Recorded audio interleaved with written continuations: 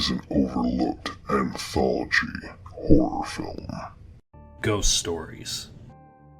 Professor Philip Goodman has made a career debunking psychic phenomena and paranormal activity as nothing more than smoke and mirrors.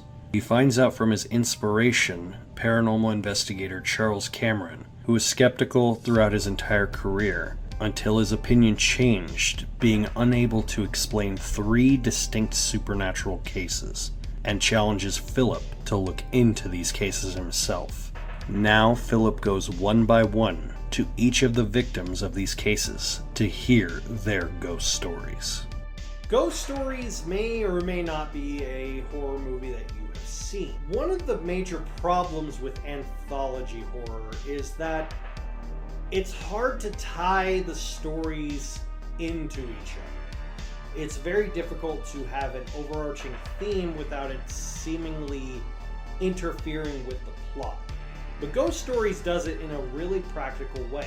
Having the main character exploring these ghost stories and getting retold these experiences, and we as the audience getting to experience it with the other side characters, as well as this entire world within Ghost Stories feeling uneasy.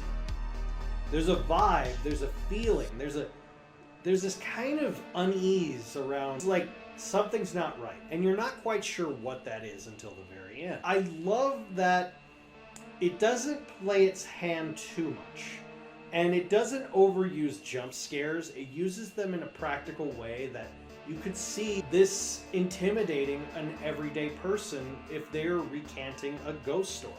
I also love that each character, from the first to the third of the stories, has different overarching experiences based off of their recanting.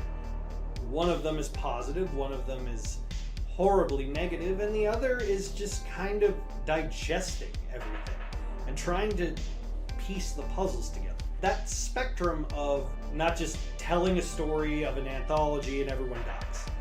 It does seem to get overused, say like in the VHS movies. But here it's done in a really practical way with sincerity and heart to it. Come back tomorrow for another advent of horror in this year's Jack-O-Ween.